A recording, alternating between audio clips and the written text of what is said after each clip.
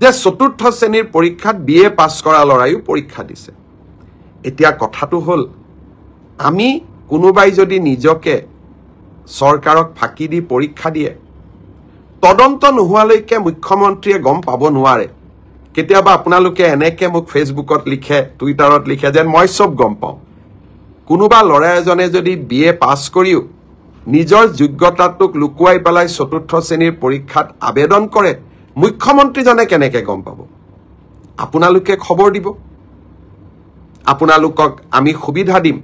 যে এনে যিসকল লোকে আপোনালোকে দেখিব যে লিখিত পৰীক্ষাত পাছ কৰিছে কিন্তু এডুকেশনাল কোৱালিফিকেশনক তেওঁলোকে লুকুৱাই ৰাখিছে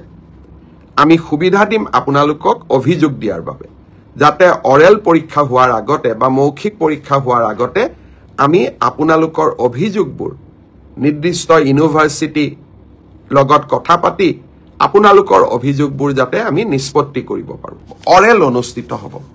অৰ্থাৎ লিখিত পৰীক্ষাৰ ৰিজাল্ট গ্ৰেড 3 আৰু গ্ৰেড 4 আমি 7 মাৰ্চ তাৰিখে ঘোষণা কৰিম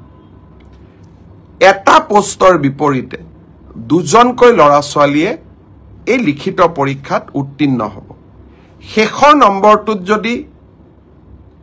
বেছি লৰা ছোৱালীয়ে একেটা নম্বৰে পায় তেতিয়ালে হয়তো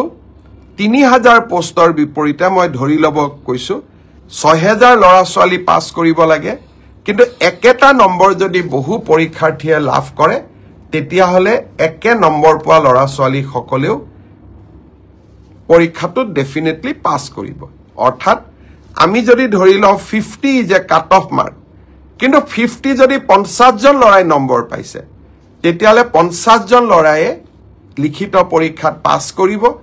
গতিকে 1:2 বুলি কলেও 1:2 একেবাৰে গ্ৰামাটিক্যাল সেন্সত নহব হয়তো দুজন চাৰিজন লৰা ছোৱালীয়ে বেছিকৈ পাছ কৰিব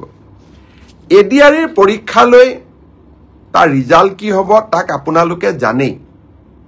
সেইবাবে মই যিসকলে পাছ কৰিব তেওঁলোকক অভিনন্দন জনাইছো যাতে অৰেলৰ বাবে তেওঁলোক সাজু হ'ব পাৰে আৰু যিসকলে পাছ নকৰিব আমি পুনৰ এই বছৰৰ শেষৰ ফালে নতুন বিজ্ঞাপন দিয়াৰ বাবে চেষ্টা কৰিম আপোনালোকে আৰু এবাৰ পৰীক্ষাত অৱতীৰ্ণ হ'ব আৰু লগতে অসমত উদ্যোগসমূহ আহিব মুখ্যমন্ত্ৰীৰ আত্মনিৰ্ভৰ অসম অভিযানো আছে আমি নিজকে তৃতীয় আৰু চতুৰ্থ বৰ্গত নহলেও বেলেগ ধৰণে পাছ কৰি বেলেগ ধৰণেও জীৱন সফল কৰাৰ বাবে আমি প্ৰচেষ্টা কৰিম সেইটো হল constable UB constable AB constable communication আৰু sub officer fire and emergency service কনষ্টেবলৰ ইউবিত পোষ্ট আছিল 1760টা কনষ্টেবল এবিত পোষ্ট আছিল 2301টা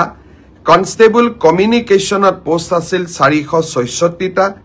আৰু সাব অফিচাৰ ফায়াৰ সাৰ্ভিসত পোষ্ট আছিল মাত্ৰ এটা এই গোটেই পৰীক্ষাটোৰ ইতিমধ্যে পিএছটি আৰু পিইটি কমপ্লিট হল এই পৰীক্ষাটোৰ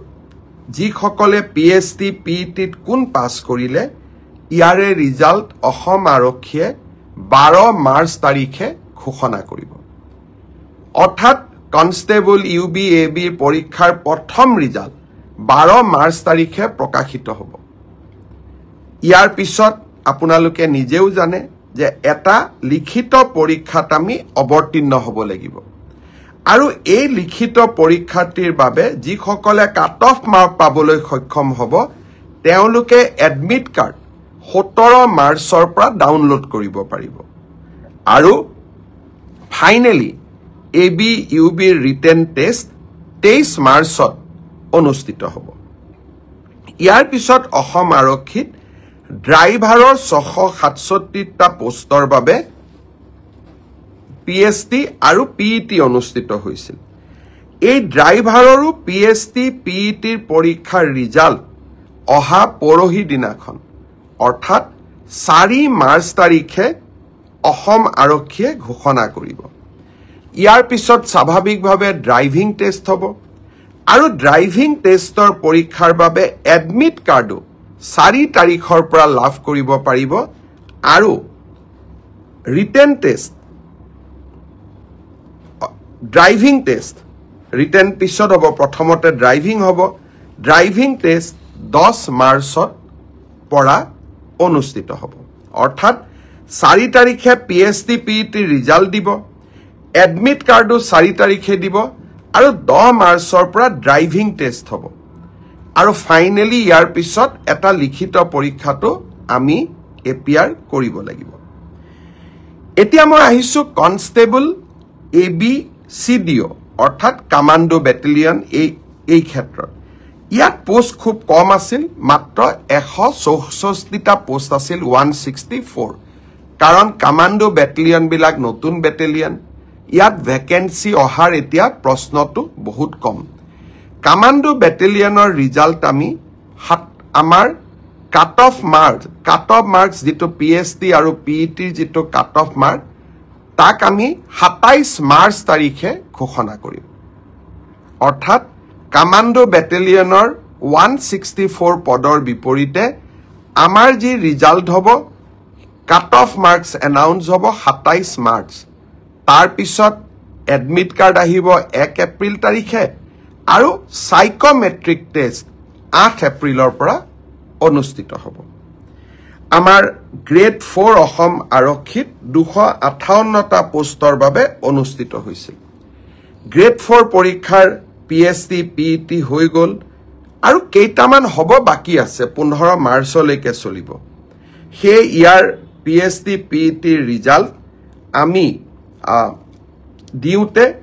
কিছু পলম হ'ব 30 এপ্ৰিল পাবগৈ এয়া হল অসম